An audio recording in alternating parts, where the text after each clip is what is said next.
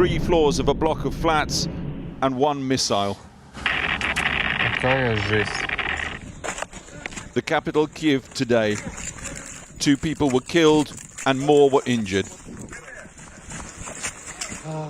We managed to escape. We were in the kitchen. We were lucky. It was a direct hit into the living room. My wife and elder child have their legs broken. They have legs broken open. The younger one was taken somewhere by the rescuers. I'm looking for him now. Russia says it is only attacking military targets. Еще раз подчеркну, что огонь ведется только по объектам военной инфраструктуры вооруженных сил Украины. Ukrainian defiance wherever, whenever, however. Ukrainian army sources say they destroyed this Russian convoy. In truth, they know they cannot stop the Russian advance, merely slow it. And in northeastern Ukraine, that meant standing in front of advancing Russian tanks. Melitopol, way down south on the coast, an elderly man confronts Russian troops.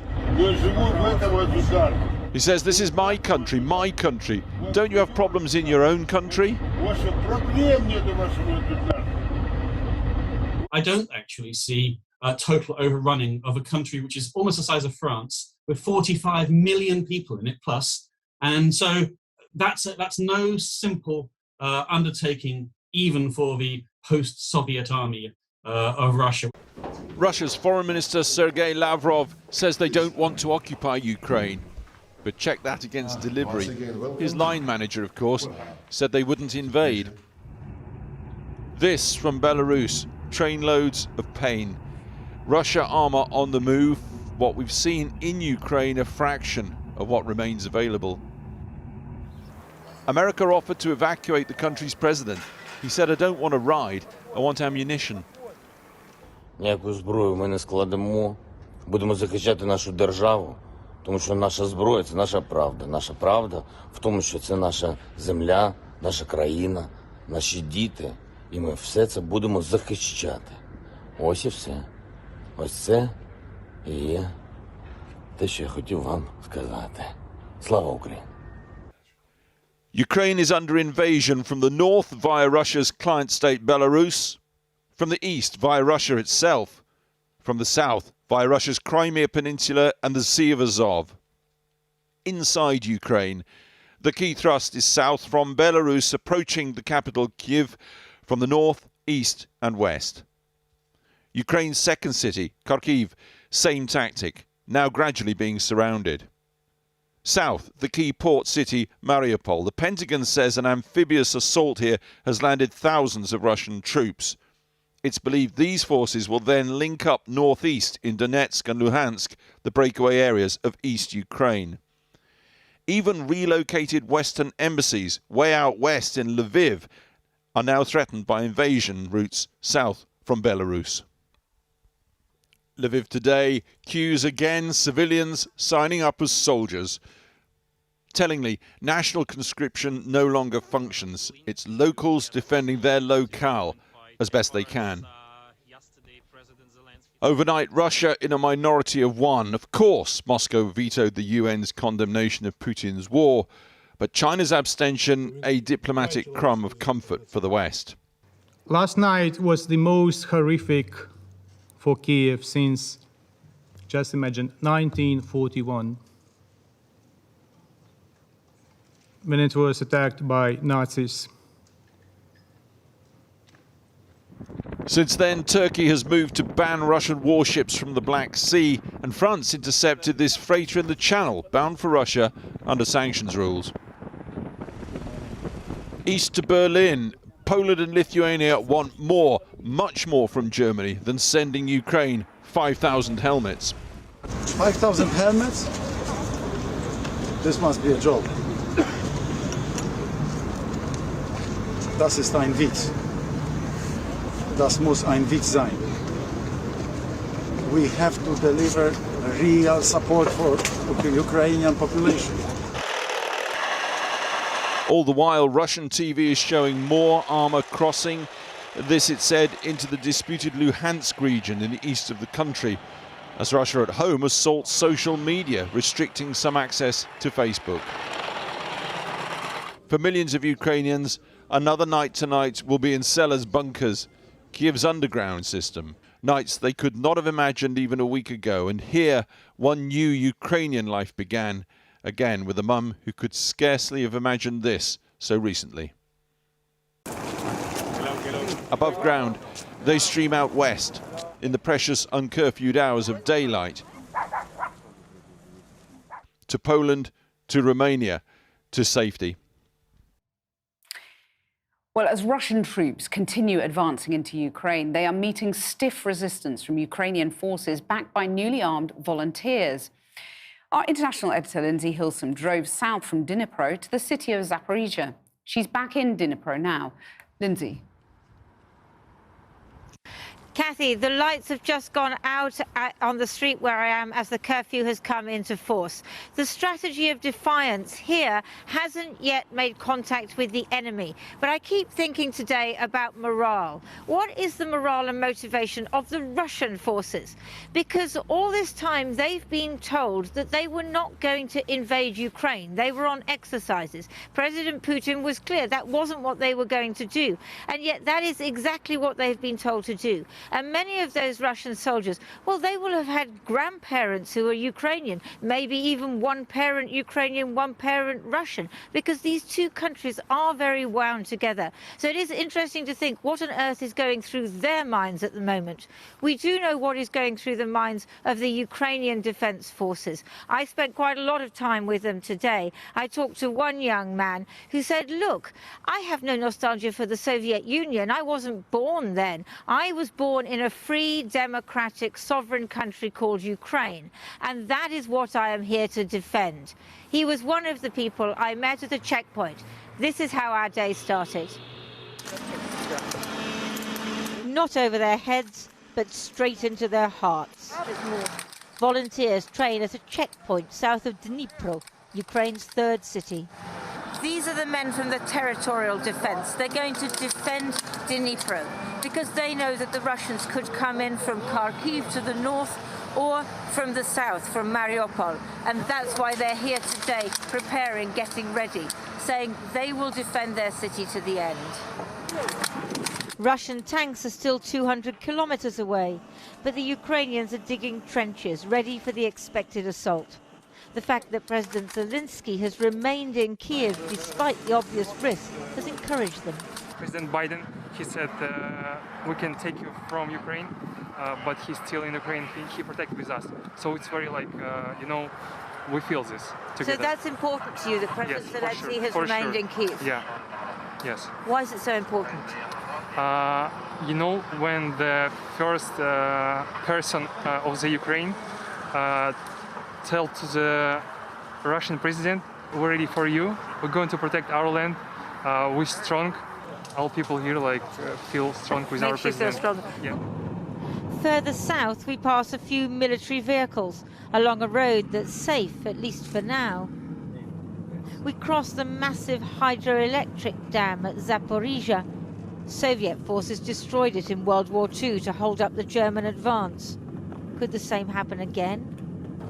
And on through the town with its wide central boulevard to the southern end, where they're sandbagging another checkpoint and recording a message to a world that sent more thoughts and prayers than weapons.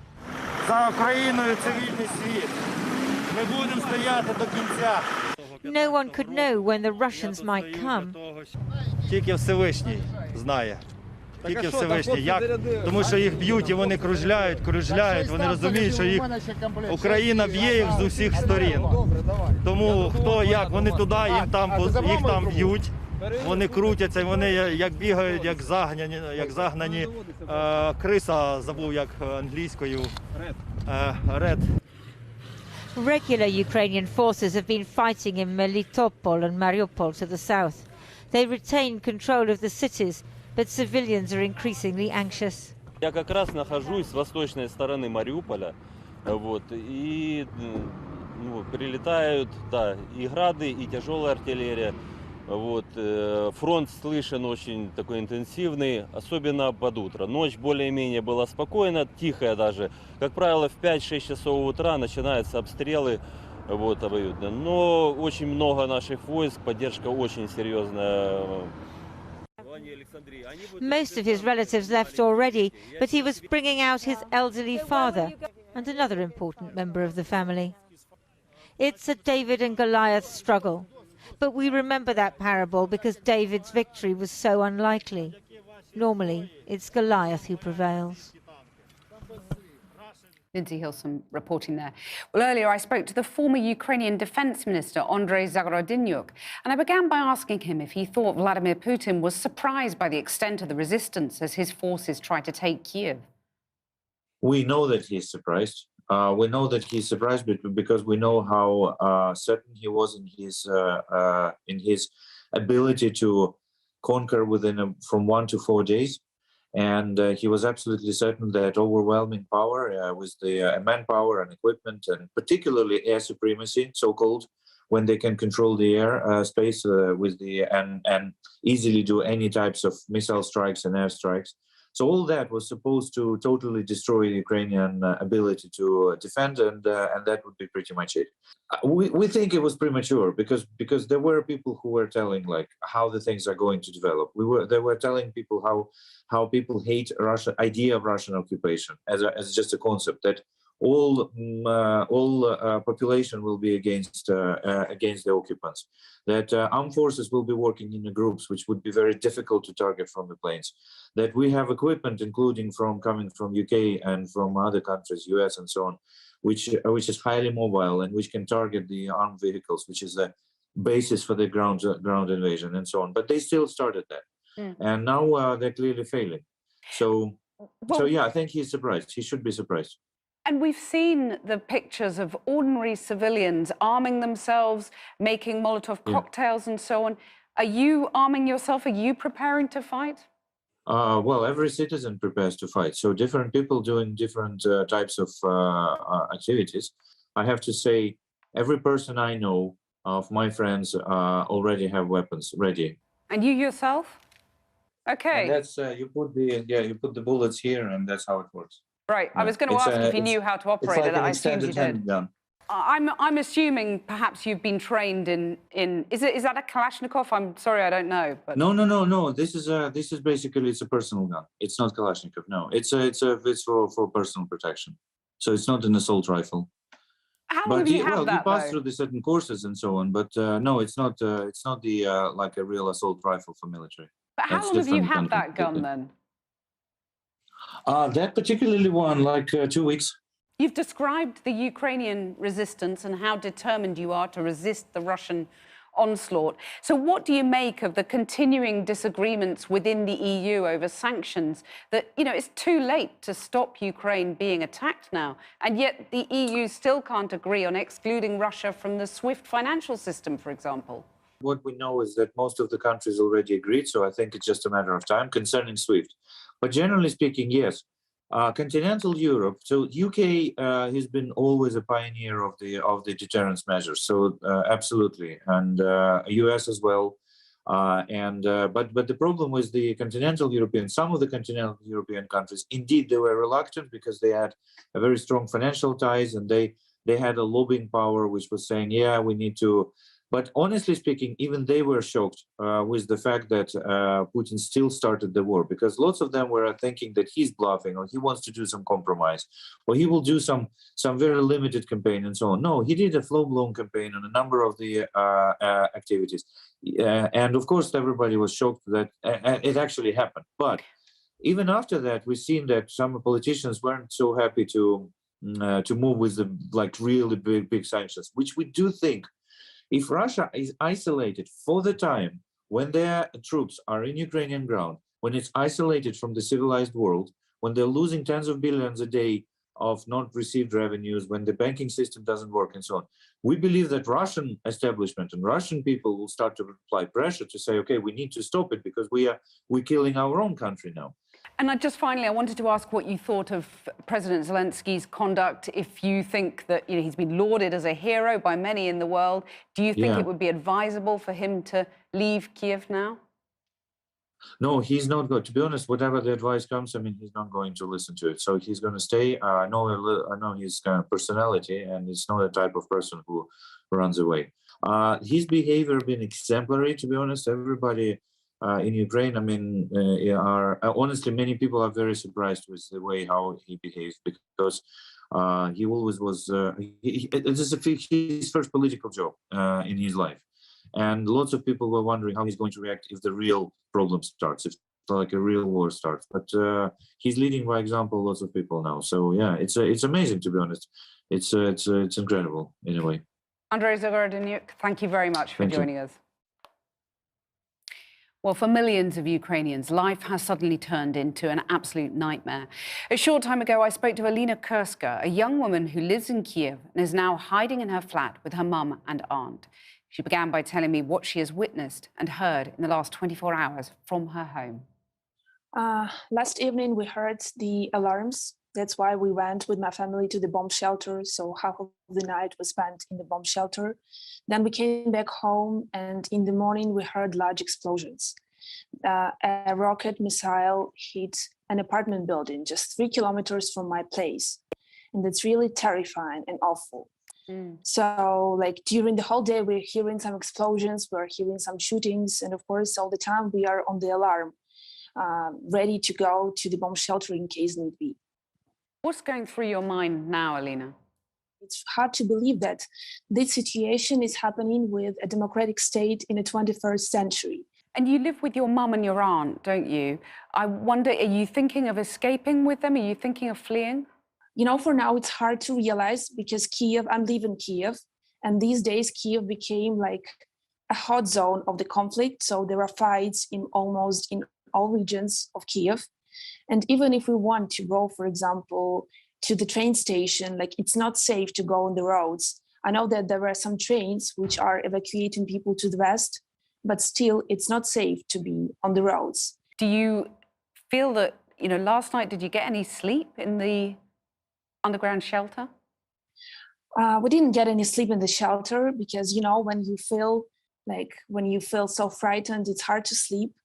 And how are your mum and aunt doing? Well, you know, they are really terrifying. We try to, like, you know, motivate one another, and we try to be hopeful, but still, it's really hard mentally. Again, I hear the explosions. That's why, like, staying in such a situation, it's really hard psychically and mentally. What do you fear for yourself and your family in the next few days? You know, the biggest fear is an air attack. And it's really hard. So when you are in an apartment, the biggest fear is that there's going to be a missile rocket, which you cannot escape. Alina Kurska, thank you very much for talking to us. Thanks. Take care. Well, joining me now from Moscow is the journalist and filmmaker Mikhail Zyga, who founded Russia's only independent television news channel, Dozhd. Mikhail Zyga, when you look at the fact that there's protests on the streets of Russia, do you think Vladimir Putin has started a war here that doesn't have the support of his people? No, it's always hard to tell the real will of Russian people, because we don't know enough. We don't have any information. We don't have any reliable surveys. Definitely, the protests we've been witnessing a couple of days ago were massive, but they were not. And the reaction of the authorities was also very, very brutal. We had up to 2,000 people arrested within a couple of hours.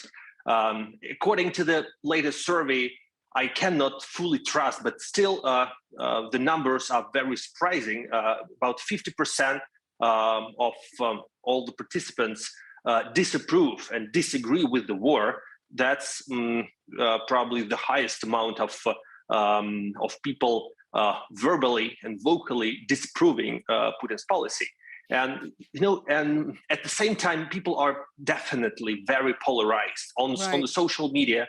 A couple of days ago, together with some biggest names in Russia, with most prominent writers, artists, filmmakers, we wrote a letter denouncing the war, saying that we do not believe what Putin says, and we are urging, we're demanding to stop the war, and and the fighting, the online fighting has started.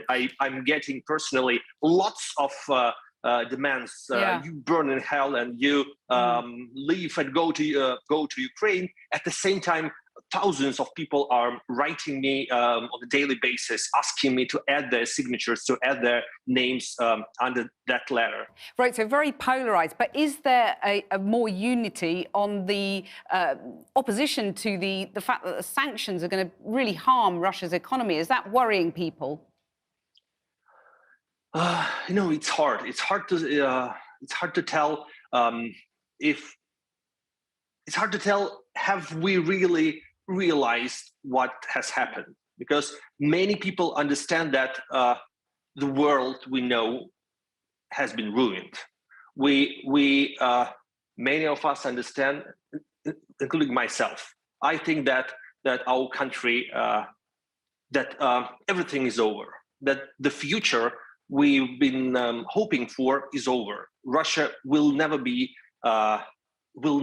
able to have business as usual again. So right. we are running straight into the Middle Ages without banking system, without normal flights, without without normal way of life. Everyone has got used to. And speaking about the media. We've got. I'm so sorry. We have run out of time. But Mikhail Zyga, thank you very much for joining us. Well, the UN said today that more than 150,000 refugees have left Ukraine since the invasion began, most of them heading to Poland, others managing to get into other neighbouring countries like Slovakia. Our reporter, Porek O'Brien, has spent the day at the Slovakian border town of Ubla, and he joins us from there now. Porek. Kathy, as you said yesterday, we were reporting from the border with Poland and Ukraine. This morning we drove just 3 or 4 hours up over the mountains to the border here with Slovakia and Ukraine. This war is having all sorts of ramifications for the neighbouring countries around Ukraine, and not just in terms of the refugee crisis which you're seeing unfolding here behind me. So, for example, tomorrow, opposition leaders in Belarus have called for anti-war demonstrations on the streets of Belarus. What those opposition leaders are hoping for is that will spark mass demonstrations, the like of which we saw back about 2 years ago, if, and it's still a big if, the numbers show up on the streets. Remember, Lukashenko partnered with Putin when it came to this war. But geopolitics aside, we spent the day here in Slovakia on the border asking people coming through the gate behind me what the crisis in refugee crisis means to them. Yesterday, the UN said an estimated 100,000 Ukrainians had to leave their homes. That was yesterday. At the border crossing between Ukraine and Slovakia, people are waiting up to 10 hours to get across. Yesterday, 10,000 people crossed into this country. Maria is 8 months pregnant. She's an organizer. Herself and her husband had saved up to decorate a room for the new arrival. Now, she's also an organised refugee. Fold-up chair for the walk that took hours, check. How do you feel about the prospect that your child won't be born or might not be born at home? Yeah. A lot of feelings, yeah.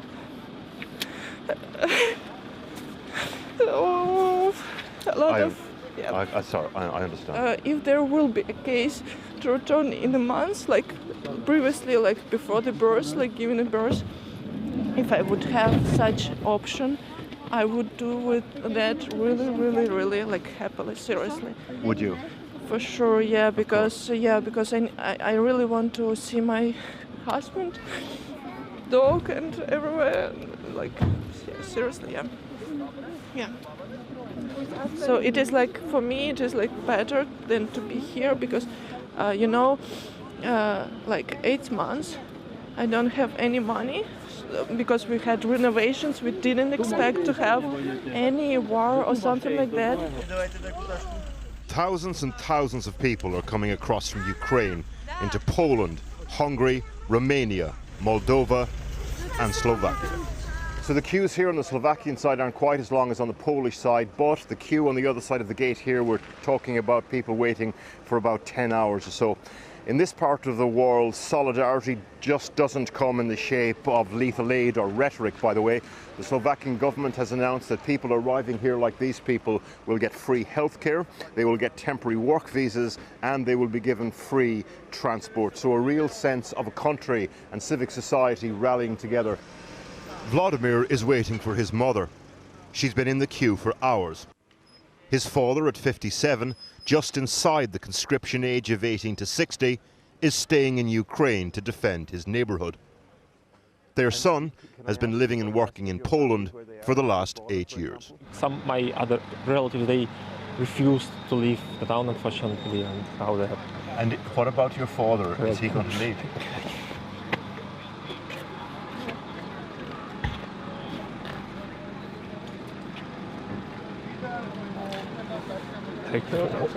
Are you okay?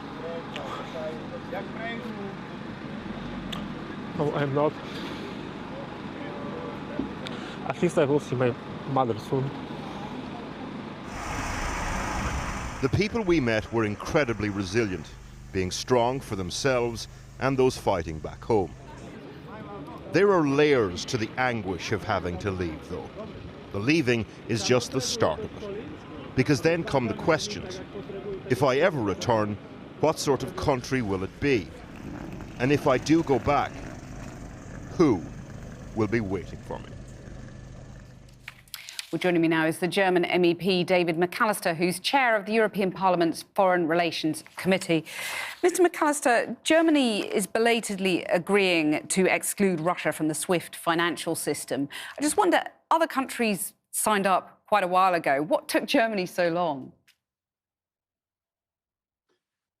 The Russian invasion of Ukraine is the most serious violation of international law in Europe since the Second World War. And this is an attack on our way of life, our democracy, our freedom, and our security architecture. That's why I welcome that the European Union member states adopted a whole package of sanctions this week, but they also reserve the right to take further steps should there be a further escalation.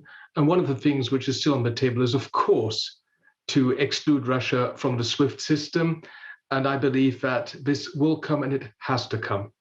And it's extraordinary, isn't it? Tonight, just as we came on air, there was an announcement that Germany had agreed to supply anti-tank weapons and surface-to-air missiles to Ukraine. It's been described as a turning point. In your view, how landmark a moment is this for your country? Yes, the German government has decided to change its position. We, as a Christian Democratic Union, my party in Germany, were calling for this for a longer time now. The situation is so serious that the German government obviously has decided to loosen its very tight position on exporting weapons in conflict zones. It is now about showing solidarity with Ukraine and supporting Ukraine in its heroic defense against this Russian invasion. Obviously, there are terrible echoes of the past, people talking about the reverberations from World War II. In your country particularly, those must be particularly painful echoes, are they? Germany traditionally always has a very restrictive weapons export policy. Our policy in Germany is not to deliver weapons into conflict zones, but there have been exceptions from this position. For instance, Germany delivered weapons to the Peshmerga in their fight against ISIS, and also Germany has delivered submarines to Israel. So there have been exceptions from this rule, and this situation in Ukraine is a watershed moment. So I welcome that the German government has finally changed its position. When you look at the array of sanctions and you look at the military support and weaponry that we've been talking about, a lot of people will wonder, where does this end? What does this lead to?